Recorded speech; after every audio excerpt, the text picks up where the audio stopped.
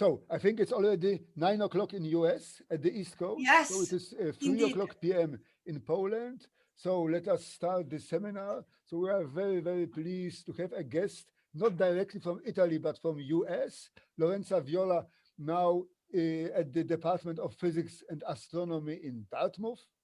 So Dartmouth is Massachusetts or New Hampshire? We are in New Hampshire at the New border Hampshire. with Vermont, Ah, Vermont, Vermont. Yes, not yes, too yes. So far it's from New England. Massachusetts, So two it's hours from Boston. yes, yes, New Yeah, England, New yeah, England. yeah, Yes, yeah. yes. And she will tell us about advances and challenges in Markovian quantum dissipative engineering. So, Lorenza, please, the Carol, floor is yours. thank you, Carol. Thank you so much for the possibility to talk. I have to say it would be probably more fun if I could be there in person. However, on the plus side, I have to say that the flight was very fast. Yes, and cheap, and cheap. So it's a pleasure to have an opportunity to tell you about some of the work. We are doing different things, and what I've chosen also partly upon suggestion directly from Carol to tell you about is broadly related to dissipative quantum control from a theoretical perspective. Now, I certainly don't expect all of you to be familiar with the topic, so I always like to try to put things in a broader context, and if my computer allows me, yes, let's go to the next slide.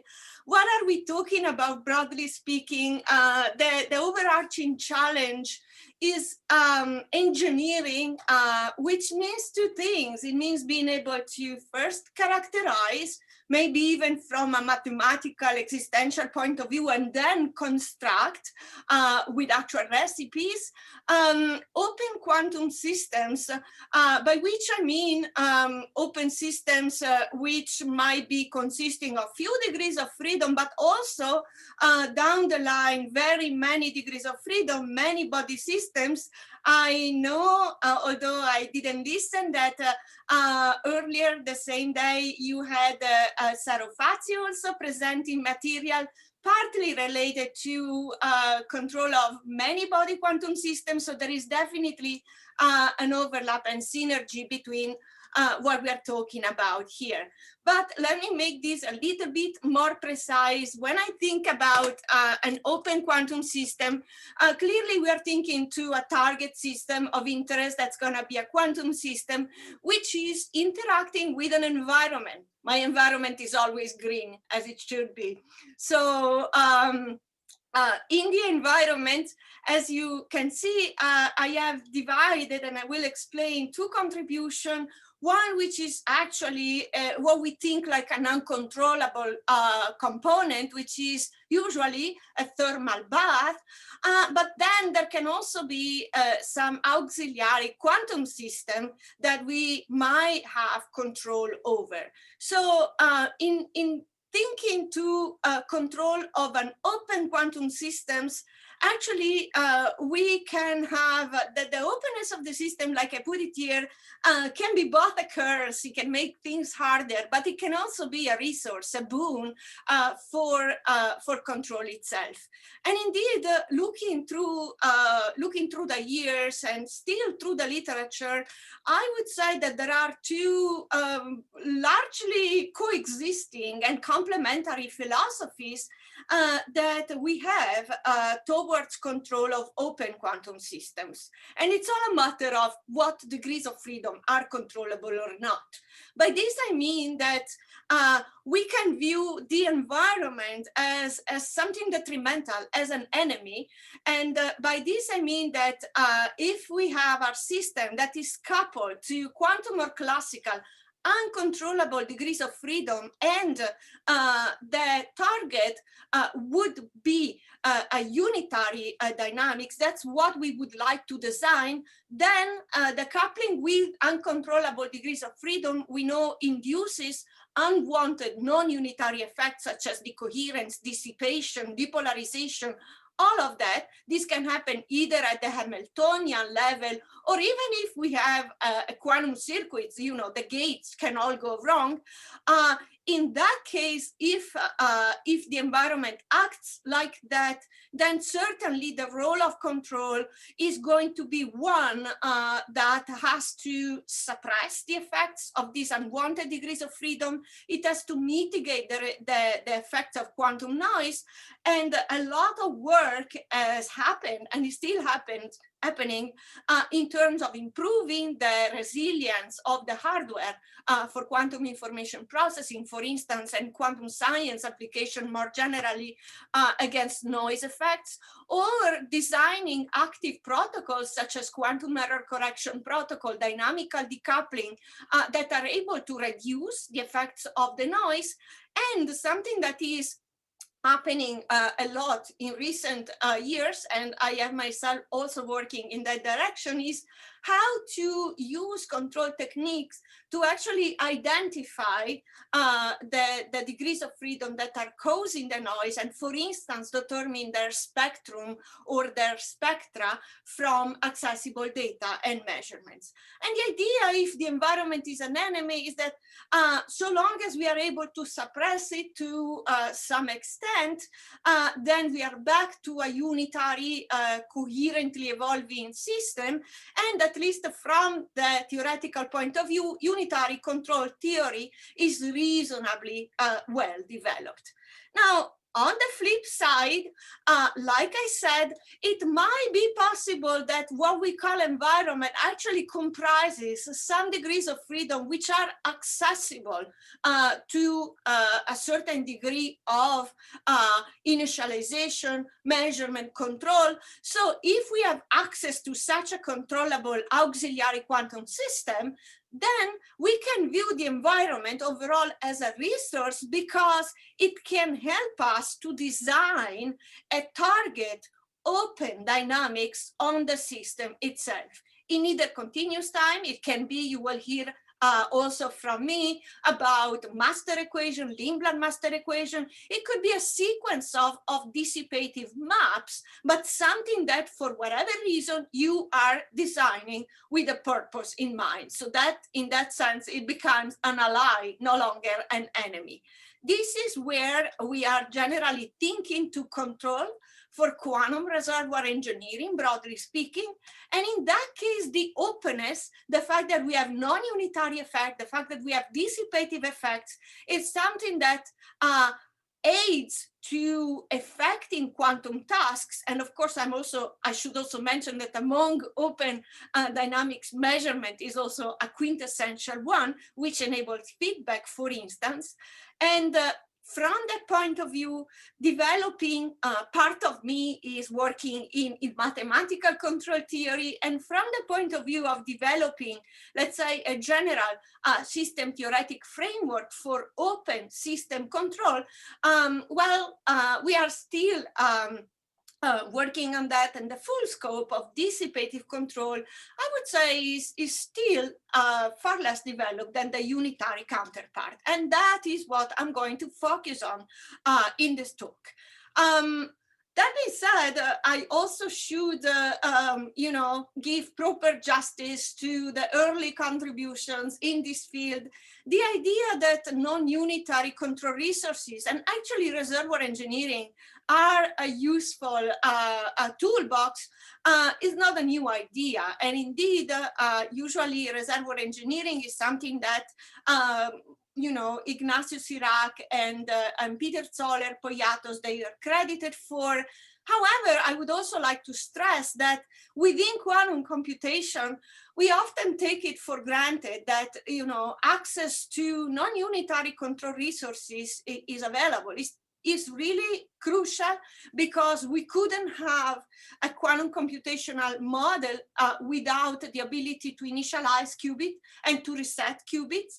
And also, some of you at least might have heard that there is a model for quantum computation which doesn't use unitary gates. It actually uses measurement. This was due to Rausendorf and Briegel several years ago. Is measurement based. So we can say that it's entirely based on open quantum system dynamics.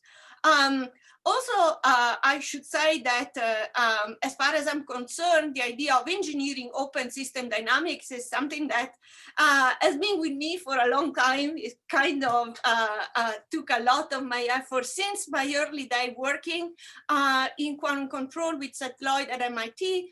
And something, for instance, that we proved earlier on is that access to just one qubit, so the smallest type of auxiliary environment, as long as we are able to effect measurement on this ancilla qubit and we are able to reset it, this provides a handle for engineering, for constructing at least approximately arbitrary open system evolution on a target system we might have. This is this old work that we more recently revisited in the spirit of like also coherent feedback, but I don't want to go too much in the details of that. What I want to stress is that talking about quantum reservoir engineering and engineered dissipation, that's also something that is used a lot in terms of terminology. It's kind of like booming. There have been a lot of application through the years, but there are more applications that are emerging across quantum information processing. Probably some of the oldest application, and one that I will mention later myself, is to use to harness dissipative dynamics to prepare in a robust fashion an entangled or a squeezed quantum state of interest. And some of these works have analyzed this problem, but there are other works that have used feedback control to achieve like purification or cooling into a desired target state. There have been other approaches analyzing how to harness dissipative evolution to have a universal probabilistic quantum computation, maybe in the steady state manifold of a system, and so on and so forth. I will talk about later in the talk about the possibility of harnessing dissipation to do encoding, which is a task related to quantum error correcting codes. And something which I believe might relate to the previous talk that some of you might have attended, and also I think is an emerging direction in the field, is lots of application which sit at the interface between, let's say, quantum information more properly and condensed matter, statistical physics application, often thanks to the fact that experimental systems, for instance, systems involving optical lattices, but also arrays of superconducting qubits, they have reached the point and the level of maturity where our experimental colleagues are able to design matter on demand, which is often referred to as synthetic quantum matter. And in this context, one can think about, again, using dissipation for preparing states of interest, but in this case, it could be many body systems which could exhibit strong correlation, which could exhibit some sort of, correlation functions or topological properties in the steady states of both matter and light. Photonic is a field where dissipation is being harnessed for a while. And the cartoon picture I have here, for instance, is meant to represent a lattice of bosonic modes, which could be, realized in certain superconducting cavity system, where one of the sides is coupled to a suitable squeezed engineer reservoir, and the goal would be in the steady state to be able to have a squeezed macroscopic state of interest. So I just wanted to mention this broad setting, and something which I believe is also contributing to make the topic more timely is the fact that, like I alluded to, is not just control theory, mathematics, is not just theoretical physics, but things are happening in the lab. Back in the 2011, this was, I believe, one of the first open system quantum simulators experiments that were reported in the group of Rainer Blatt in Innsbruck, followed by a number of, and this is by no means an exhaustive list, it's just a cartoon picture, like of various protocols, both in the group of Wineland with trapped ions, and then superconducting quantum qubits in Yale with a group of Decoherence, for autonomously stabilizing, like having in the steady state a state of two systems which would be entangled, and unless something would happen and the dynamics would be disturbed, it could be entangled in a steady state in a robust fashion and be available for retrieval on demand. So lots more experiment. This I was entertaining myself looking for the most recent one, and this is something that I think is the most recent experimental one, this time from the group of Jonathan Home in ETH, and they report again an experimental trapped ion implementation. This time it's something that I am myself not too familiar with, is the Gottesman-Kitaev-Preskill type of qubit encoded in harmonic oscillators. So from the point of view of a theorist, what all of this means is also that there is a need, and there are also new opportunities for modeling and for coming up with protocols and for understanding what is going on from a general point of view.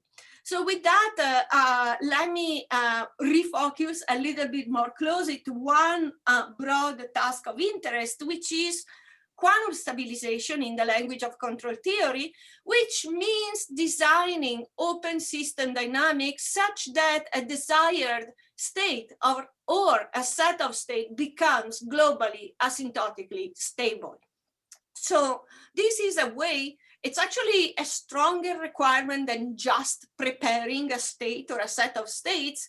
Well, it has the advantage that, like we say, we have an all-to-one control law, unlike with a unitary scheme where, if we want to reach a desired state, we have to choose a particular initial state. And if the final state changes, we have to also change the initial state because it's a one-to-one injective dynamic. The fact that we have dissipative dynamics means that we can have attractive behavior, that we can have a whole set of states which are attracted to a single one. If we engineer, and this is something that experimentalists like a lot, if we are able to engineer properly attractive dynamics, it also means that short time transient noise effects could be able to be reabsorbed autonomously and have no deleterious impact on the task at hand. And once we are able to ensure stabilization and our target manifold is invariant under the dynamics, what this means is once the task has been achieved, then the available state or set of states is stable. And so this means it is there and it can be retrieved on demand for whatever other task might be needed. Now, there are different types, a lot of different types of quantum stabilization settings that can be considered, depending, I already said it can be a single state or it can be a set of states, like a subspace, a quantum code, as I will mention later.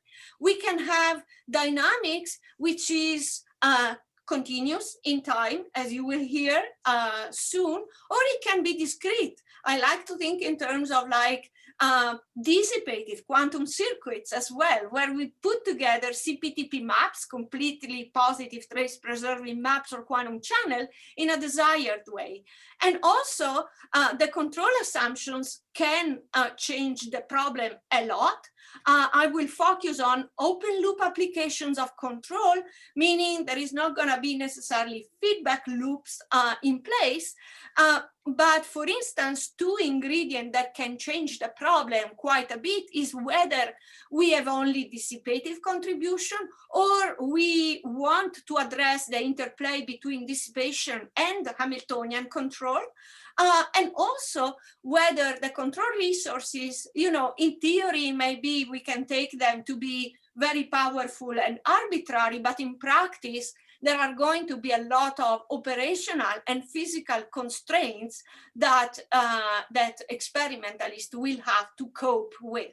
So rather than going into too much detail for each, what I will do in the rest of the talk, I will choose two tasks.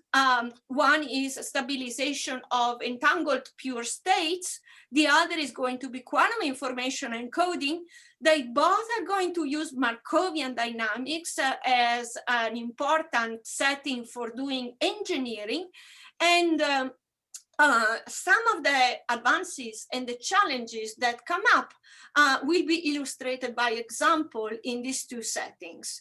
So in one case, as you will see, there are going to be constraints on the dynamics, and we are going to use both dissipation and Hamiltonian control. In the other case, the task is intrinsically more complicated because what we aim is not to just reach a single state of interest, but we want to prepare a code. And I will explain later what that means. So with this, let me go through the first example. This is work that was carried out. I have a long time collaboration with Francesco Ticozzi since the time he was my exchange student many years ago, and now he's a professor in Padova and he's a control theorist. Then the work I'm going to talk about, which partly still unpublished, we need to still write up some of that, was done by my former master student Shalini Karuvade, who is now continuing for PhD in Calgary. So, okay, what are we talking about here? I am zooming in a little bit more. In this case, my task is going to be to design Markovian dynamics such that a pure state I choose is going to be globally asymptotically stable. And I will say what it means. So first of all, for this part of the talk, I will focus on continuous time Markovian dynamics. Therefore, the relevant dynamical system will be describable by a Markovian semigroup, quantum dynamical semigroup, or Lindblad master equation, which I believe you are all familiar with. We have a Hamiltonian contribution. We have Lindblad operators. I'm not going to make particular assumptions on them. I will assume that basically this system, I have in mind a set of qubits, which I want to prepare in a pure entangled state of choice, which is why finite dimensional system. You see that I have this word, gas, globally asymptotically stable here. What does it mean? Well, it means that the state we have, and I'm using the density operator, but I'm thinking to a pure state, we want it to be invariant, and so it has to be in the kernel of the Liouvillean. It won't evolve, so rho dot is equal 0. And also we want it to be attractive under the dynamics, which means that for every initial condition, this is the globally attractive part, for every initial condition in the state space, the asymptotic long-time dynamics will converge to it. So it's a global attractor. Yes? Sorry, Lorenza, can I ask you a question? Of course. Please speak up, Carol. Yes. I don't hear you. Yes. Now can you hear me? Yes. So is it equivalent to the statement that the spectrum of the Lindblad operator consists of only single leading eigenvalue equal to 0?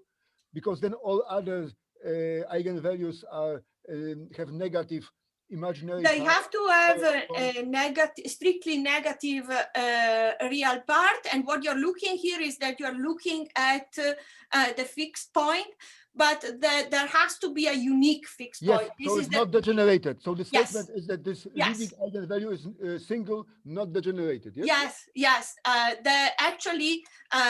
The uniqueness is crucial in order for ensuring the attractivity. Okay. Yes. Thank you. Yes. So this is the control task that we want to achieve. And let me say that if I just say at this level of generality, like come up with a Hamiltonian and a set of Lindbladian that achieve the job, it's actually not hard to do on paper, meaning it is possible to prove that a Hamiltonian and some Lindblad, in fact, even a single Lindbladian suffices, can always be constructed for arbitrary row. What is the catch here? The catch is like, well, this Hamiltonian and Lindblad that you might design, they might be very concocted from the point of view of the physics. And so in order for making this problem more realistic and more interesting, it is necessary to impose some more constraints. Or it's actually making the problem much more interesting and close to reality. And well, let me also say something that is related to Carol's observation now. These semi-group dynamics, as long as we are assuming the Hamiltonian and the Lindblad to be time invariant, as I am, is a linear time invariant system, the convergence to the equilibrium is asymptotically always exponential. And so this is where the real part of the eigenvalues of the Liouvillean come into play, and the rate, the asymptotic rate of convergence is upper bounded by the spectral gap of the generator. So yeah, which it doesn't mean that this convergence is fast or it happens with a favorable mixing time. The mixing time can still be long, but asymptotically we can be sure that the convergence is exponential because of this. So the type of constraints I want to focus on is locality constraints. And I'm going to characterize locality constraints in the simple possible way we can imagine. So we have qubits, right? And I am going to imagine that the locality is defined in terms of a neighborhood structure. For a mathematician, this would be a hypergraph, but I think you get the idea. Like I decide that certain subsets of indices are defined in neighborhoods, and I'm going to say that a Markovian semigroup is quasi-local with respect to a fixed neighborhood structure if it can be seen as a sum of evolutions which are Markovian, each of which acts non-trivially only on the neighborhood of choice. So this can be shown means that this Lindblad generator admits a Hamiltonian and Lindblad operators which have a quasi-local action, which means the Hamiltonian is a sum of quasi-local terms, and the Lindblads are also quasi-local in this way. Now, this is work that we have done several years ago with Francesco Ticozzi, and it is possible to prove. Like I said, I wouldn't want to be going into proofs because otherwise, for sure, I'm not going to be able to tell you much, but I can tell you exactly where to find all of them, of course. It's possible to show that if a generator, if a Lindbladian makes our target state globally asymptotically stable, then the same generator admits a representation in terms of a Hamiltonian and Lindblad where the state is a dark state of all the Lindblad operator, which means it's annihilated by all of the Lindblad operator, dark state in the quantum optics parlance. And with that, this is the same neighborhood structure we have, it's possible to give a characterization to prove that the state we want can be stabilized by a Lindblad evolution, which actually doesn't even require the Hamiltonian. So we call it dissipatively, dissipative quasi-local stabilization, because it's just built up with Lindblads. We don't need the coherent control part. A pure state is DQLS, dissipatively quasi-locally stabilizable, I'm sorry about the acronym, relative to this neighborhood, if and only if it is the only one state which is in the intersection. What does this condition mean? Look, we have two things, two input to our problem. We have the state and we have the neighborhood. So with these two input, what we can construct for each neighborhood, say that I pick this red one, I have my global state, so I can construct the reduced state that global state induces relative to this neighborhood, right? I can trace over the rest. So I have a list of reduced states, which I can complete. And this condition tells us that in order for the state to be the unique global attractor, the intersection of all these supports has to be one state and has to be the target state. So this is the mathematical characterization. I'm now going to give you a more physical one, which is equivalent. And this equivalent characterization, also proved in this relatively early paper, tells us that this state is dissipatively quasi-locally stabilizable relative to this quasi-local constraint, if and only if it is a unique ground state of a Hamiltonian, which has the same quasi-locality structure of the problem we are interested in. And the crucial property is that it is a frustration-free Hamiltonian. Let me remind you that a frustration-free Hamiltonian is one for which a global, and in this case we have one unique ground state, so the global ground state is also the ground state, so it minimizes the energy of each individual term, which doesn't have to be true in general. A question? Please. So you say that it must be a unique ground Yes. state. Yes. Certainly. Yes. And is it important to ask what is the size of the spectral gap? How close is the next one first excited? It cannot be infinitesimally close, yes? That's a very good question. I don't have a complete answer. What I can say is that the spectral gap influences a lot the speed of convergence to the steady state manifold. And this is very important. Here I am insisting in obtaining conditions for exact convergence in the steady state. So if the spectral gap becomes, it closes, and we have another state that gets infinitesimally close, this might influence, it might break stabilizability, it might break the exact and make it approximate. But I don't have an exact answer to that. It's a very good point.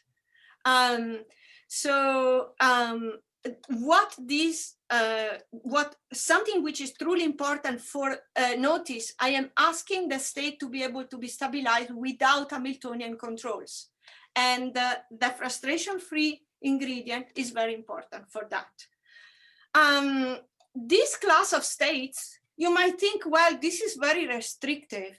But actually, over the years, both ourselves and also a lot of other people have learned that this class of many bodies, well, many qubit states that can be stabilized in the steady state by using Markovian evolution only consisting with dissipation includes a lot of interesting states, like graph states, which are quasi-local relative to the locality structure that the graph induces. It can include certain Dickey states. It can include even some states which violate logarithmically area laws. And so they are kind of strongly long-range entangled. But the important thing that I want to emphasize is that we have this equivalence between these class of states, which are amenable to dissipative stabilization, and unique ground state of frustration-free quasi-local Hamiltonians. Good. So we wanted to ask more.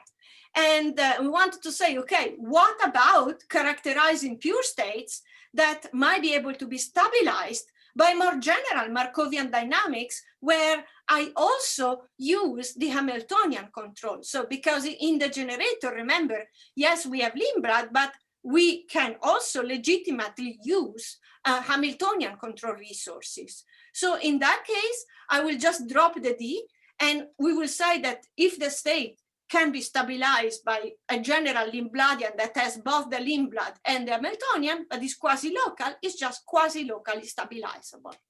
So my intuition when I started looking at this problem was simply the following.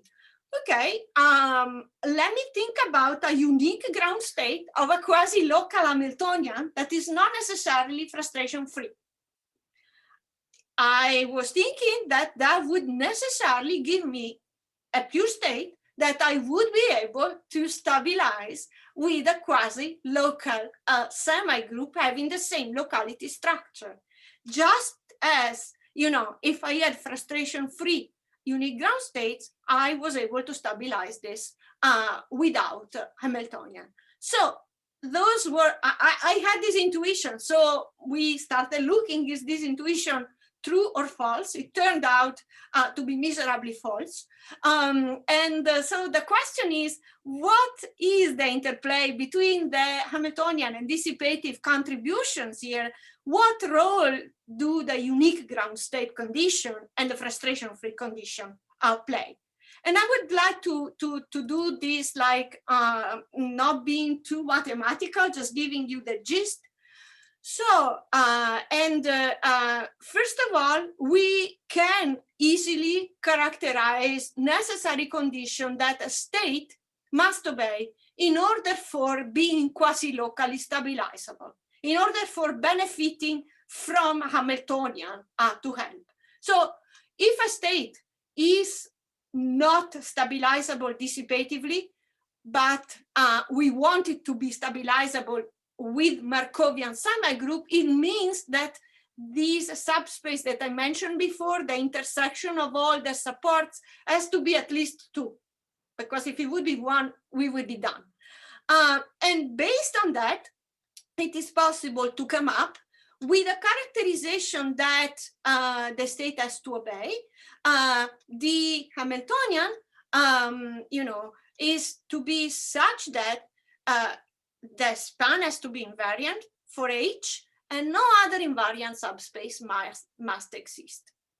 So in other words, and this is the upshot of this slide, is that if we have a state that we want to stabilize, and we are sure it is not stabilizable just dissipatively, but if it has to be QLS, the Hamiltonian contribution is really necessary to destabilize direction. So essentially to kick states out of this H0 subspace that I called, this is this intersection here. And so what it means is that the Hamiltonian must bring in frustration. It cannot be frustration-free.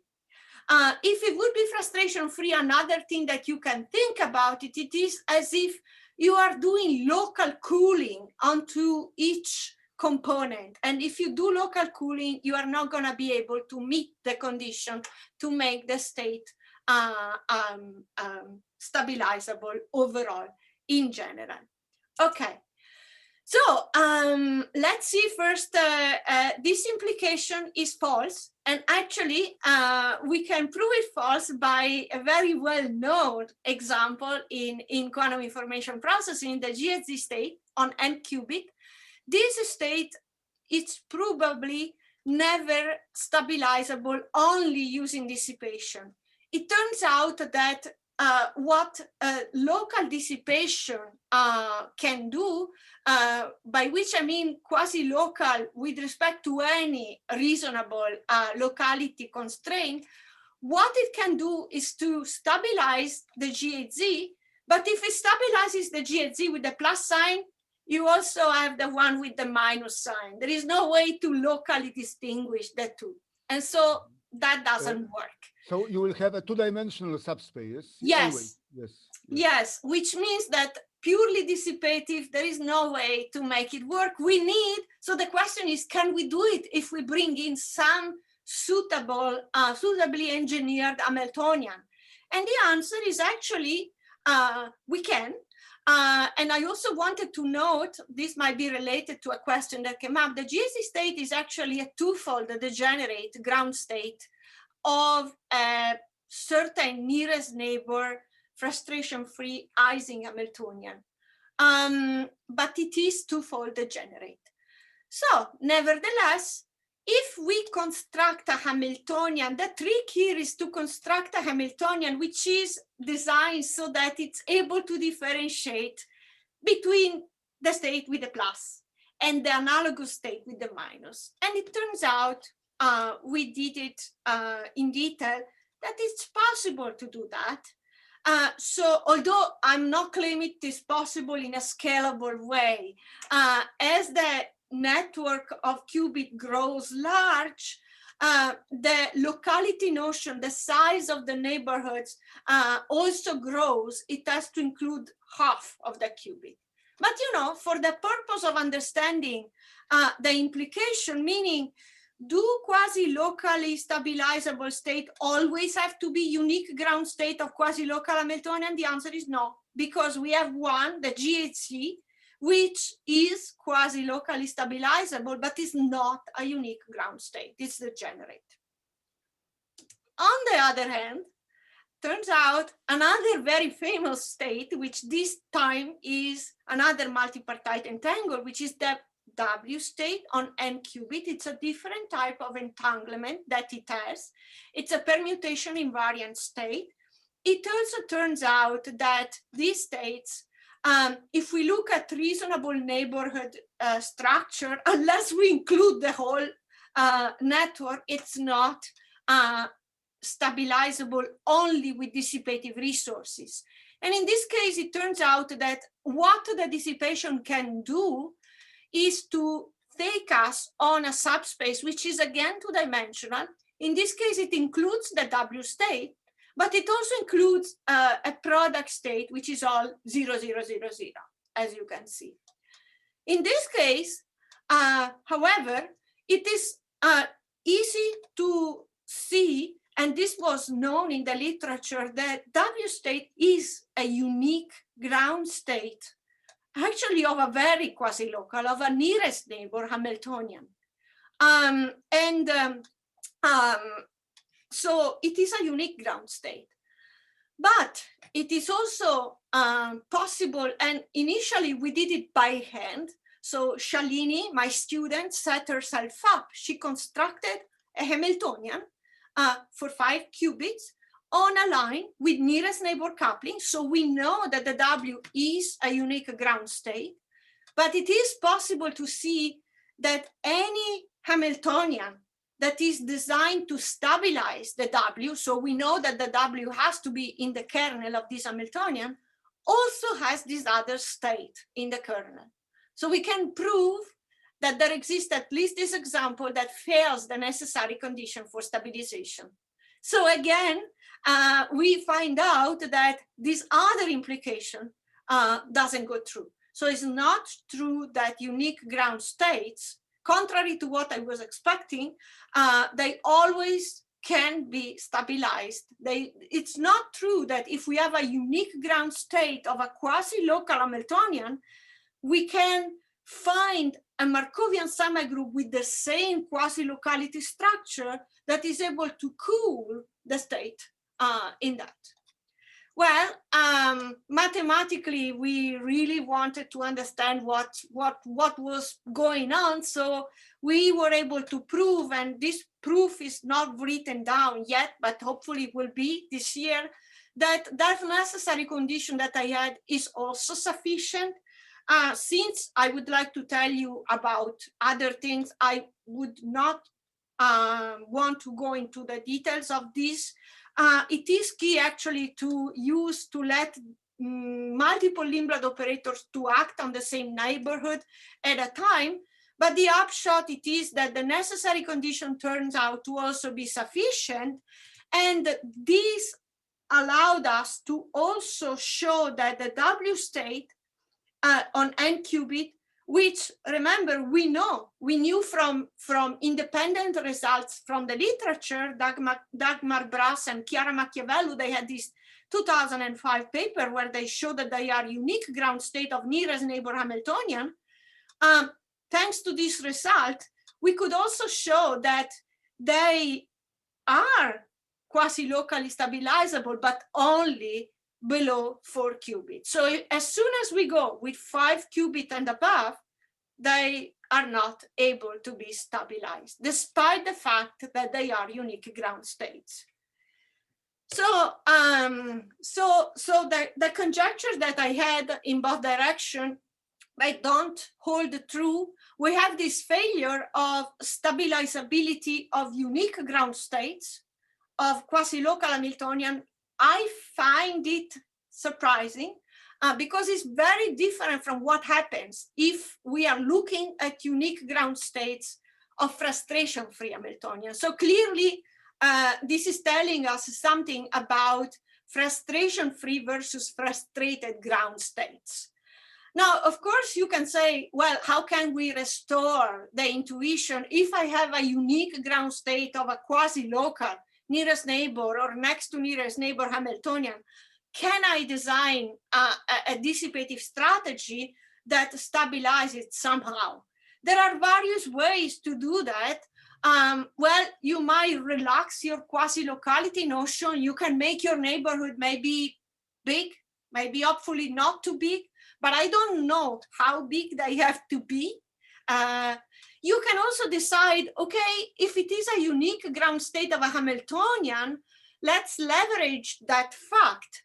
So something that actually we showed in this preceding paper is that if we assume the ability to monitor continuously the energy of the system, but this is a global resource, it's not a quasi-local anymore. The Hamiltonian is a global measurement that we do, then we can engineer a feedback scheme. But again, this is no longer quasi-local and it's no longer open loop, it involves feedback. What I think, and this might connect to Carol's question, could be promising is to give up with exact stabilizability and look at approximate stabilizability in the asymptotic limit.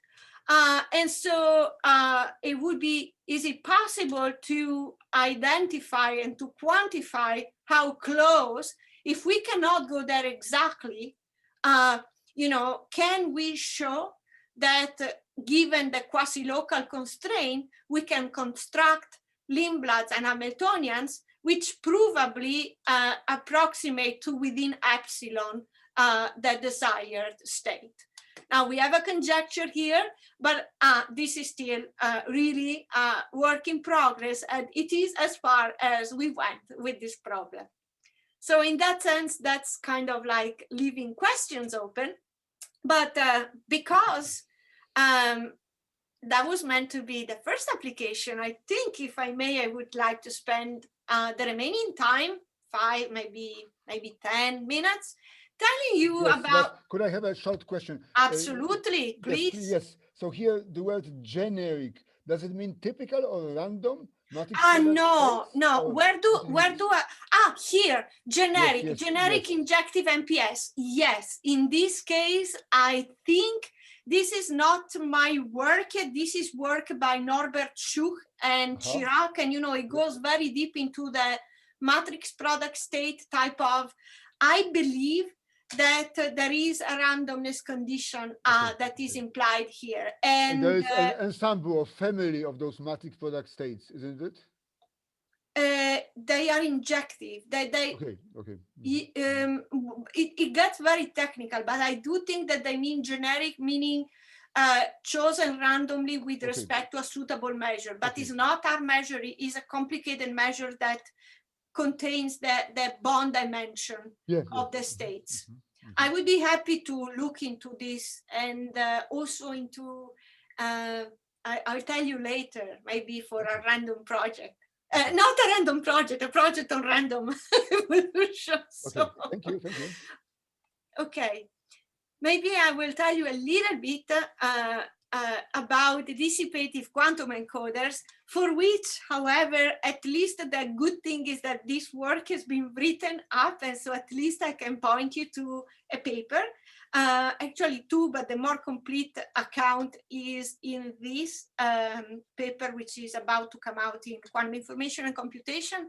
Again, Francesco, my previous PhD, who is now at Zapata Computing, and a former student and now researcher in Padova, Giacomo Baggio, my collaborators. So here we are switching gear a little bit, because what we want to actually prepare is a quantum code. So a quantum code for a quantum system, clearly. What we have in mind is a set of states, and it's a set of states that as actually a code provides us a representation. What we have in mind usually is abstractly defined information, logical information. It could be 1 qubit, 2 qubits, and we want to map it. The code is a subset of states in a physical system, and usually the code comes with some properties that we like. It could be a decoherence-free subspace. It could be a noiseless subsystem, so that if we encode there, the information is protected indefinitely against certain errors. It could be a code for which we can implement quantum error correction. I will not have the time to talk about the basic of quantum error correction, but I will make reference to stabilizer error correcting code. Think to the quantum repetition code, the 3-bit code against bit flip error as the canonical example for that. So Manny-Neal proved a while back, and then we also reinforced this in this other work, that every possible faithful encoding of quantum information must have a subsystem structure, meaning the physical state space must be able to be seen in a suitable basis as an information carrying subsystem, which is HS, and then we have a cofactor system plus something else. So a code here will have a structure. So the image of this encoding map will be a state in the information carrying subsystem, a cofactor state, and the rest. The simplest case comes when this cofactor is actually non-existing, it's just the complex space. And in that case, we have a subspace code. Like I said, the codes you probably are most familiar with, and the simplest class of codes also are stabilizer codes on qubits, which are specified as the common +1 eigenvalue of a set R of mutually commuting operators, which are called the stabilizer generator. These are made up of Pauli matrices. They have a commutation relationship, and the properties like they stabilize. Well, stabilize here is used in a different sense. It means that they has +1 eigenvalue for every state in the code. And they have nice property. So the task of encoding can be nicely conceptually separated out into 2 steps. One, we have our logical system, and the abstract information gets uploaded into a physical subsystem, which I call here P prime, which is not yet protected against knowing, is not the final one we want to be, but the information is easy to initialize. For instance, if we want to prepare the 3-bit code, we need 3 physical qubits. Let's say that the first of this qubit is going to be the one that is the data qubit, and that 2 other ones are ancillary ones. Then we have the physical encoding that acts on the initialized state and transfer it to the encoded state in the code. So we can think of the encoder as, you know, the cascade or the concatenation of these two steps, one which is an initialization step and the other which truly is the real physical encoding. So the one that happens at the physical level is this phi p, and usually in the standard circuit model, we have a unitary circuit that makes up this phi p. It's a set of gates, and therefore it's able to take an input state. Don't look at the too many equations, but it takes the input state and maps it into the code. Now, the disadvantage of unitary encoder is that whatever qubit is not used as an upload qubit, say that in the repetition code, like I had here, I have the data qubit, these I want to prepare in the code. These are two ancillary qubits. They have to be known precisely, because if we have a unitary circuit, you know, it's one-to-one, and so it matters which initial condition we have. There are other ways to do error correction which are related to operator error correction, where we can actually think in terms of subsystem error correction, and to some extent the state of the qubits here doesn't matter, but it is more complicated. And actually the alternative strategy I want to invoke here is to use dissipation instead. So in a dissipative encoding protocol, what we want to do is to replace this phi p map. Instead of having a unitary circuit, we want to replace it with dissipative dynamics. And the advantage of doing this is that dissipation, as we know, can take many states at once and attract them towards desired states. So a dissipative encoder is one which is able to take the input state and map it into a code. However, you see that here I have made the picture a little bit more complicated, because I am allowing the initialization step to be faulty. And I know that I am over time, but I just want to say that what this means is that because we have a dissipative procedure, we don't need the state to be known precisely. It can be faulty prepared, and formally I am including this via a noise map, and I require that the encoding still works in the way we want. In particular, a Markovian dissipative encoder is going to use Markovian dissipation to do that. And it can be continuous time dynamics, just like before. In that case, we have a Lindblad. Or perhaps more interesting for encoding and more similar to the idea of having a circuit is the idea of having a dissipative discrete time encoder, where we imagine to construct a sequence of CPTP maps, a sequence of quantum channels, such that the desired logical tensor factor state gets mapped into the code. And the beautiful feature that discrete time dynamics brings into the picture is the possibility that the convergence happens not only asymptotically, it can be asymptotic, but there is a possibility that is unique to discrete time evolutions, that it happens exactly in finite time. And that is what I call a finite time dissipative encoder. Now, I will just scroll through the rest to tell you that the task we have looked at is it possible, if we focus on quantum stabilizer code, is it possible to show that there exists a dissipative discrete time encoder that prepares the code in a finite number of steps? And if the answer is yes, can we give a constructive procedure for a set of maps that do that? So the answer to this question turns out to be positive. The intuition behind showing the existence is to construct these encoding maps by leveraging the stabilizer structure of the code. And we have to ensure a certain number of requirements to be obeyed.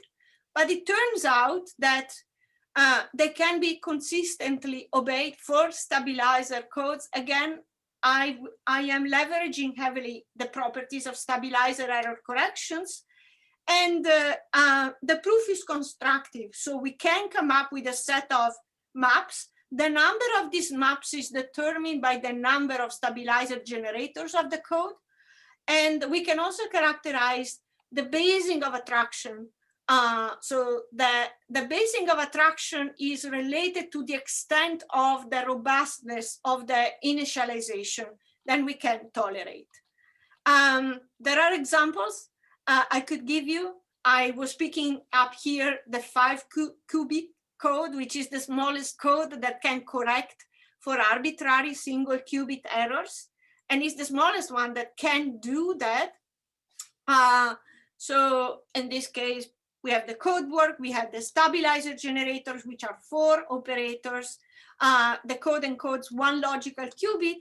And, we can construct map, and the basing of attraction here, just to give you an idea of the level of robustness, there are states on 4 out of the 5 qubits.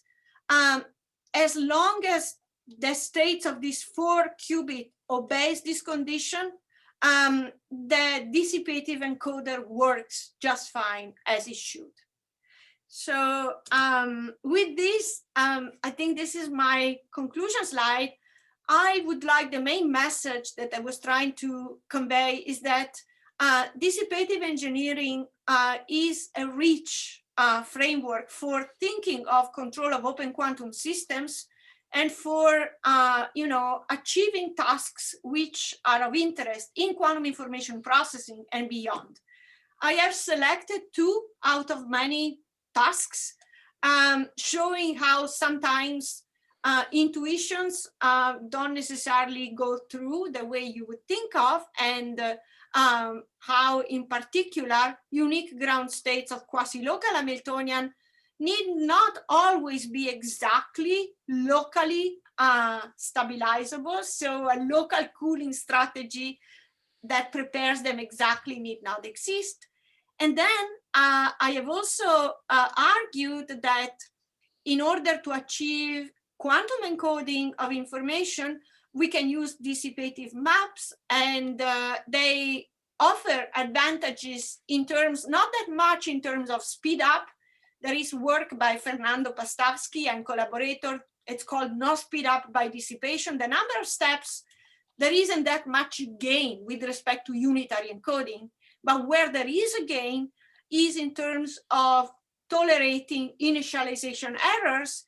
And the cartoon picture you see here is from Kitaev toric code. That's also stabilizer code, and so is amenable to finite time dissipative encoder. And also in that case, it comes with the bonus of having nice locality properties. There are a lot of questions that I would leave you to read, or maybe you have questions on your own. And with this, I would really like to thank you for being with me and open up for more questions. Yes, thank you very much. Thank you, Lorenza, for a nice talk and for coming to visit us in Krakow. So let us start the discussion. Any questions? You are encouraged to unmute yourself. Yes, please, Felix. Yes. Felix. Hi, thank you very much for this very nice talk. Nice to meet you virtually. No papers, so yes. I also thought so. Very nice. Yes. So I actually have 2 questions, if I may ask. Please. I don't have to go anywhere. That's the good thing about. So my first question, or what I was always wondering, this result from 2012 that holds for unique ground states. I was always wondering if it also somehow holds for unique ground state spaces. That if it's a unique ground state space of a frustration-free Hamiltonian, if and only if it's if it's in the intersection of these marginals. Does this also hold? So unique ground space. Yeah, let's say I have a subspace, and it's the ground state space of some Hamiltonian. Can I then also? Wouldn't the GAZ give such an? Let me go back to see. In this case, this guy is a twofold degenerate ground state of an nearest neighbor frustration-free Ising parent Hamiltonian. So that could qualify like a right? Am I understanding correctly? Yeah. Now, this I can stabilize, just not without the Hamiltonian. It requires the Hamiltonian. Provable. And to have it in the such that the subspace is in the span of the intersection of the marginals. Does this still work? Yes, it is. But the intersection in this case is two-dimensional. Yes. Okay. Yes, unless I am misunderstanding. I mean, there is work perhaps that has been done on K-correlated subspace. Maybe you have done that work with Otfried Gunab, with a lady. I'm forgetting her name. Some nice work on uniquely or K-correlated subspaces, because you are mentioning marginals, and indeed, I didn't emphasize this. The reason why the GHZ, I said, is twofold degenerate is never a unique ground state.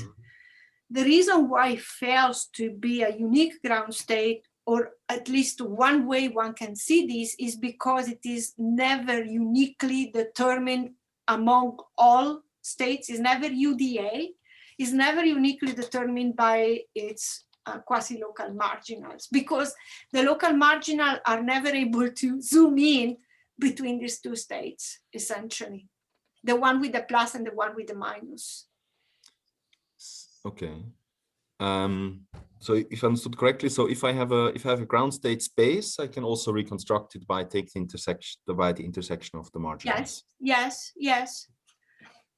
Nice. Yes. And this actually brings me to the second question. Apologies. I was wondering. I think that this paper, maybe I will, we can exchange. Please follow up if this question doesn't get answered. We can email, and I believe that maybe this paper, because we look at the relationship between uniquely marginals property and stabilization, even also using semi-definite programming. Maybe this includes some more observation relevant to your questions. Is it where you found our count, where you showed that our statement was wrong, right? Is it that paper? That paper where we show... You found a counterexample to... There is a counterexample, yes. Yeah. Well, but it's not that you made a statement which was... it was not clear. That's the way I recall. It was not was it? I think I find these were always very confusing. This EDA, UDP, I have to always... I see. So you were in that paper. Wonderful. Yeah, I mean, these thermal and ground states of local. Yes. I don't think my recollection was that it's a very subtle thing, and my recollection was that it was not clear, not that there was like black, white proof, so it's a counterexample to an intuition, but it's a question. Yeah, that's the way I remember. Yes, that's the paper.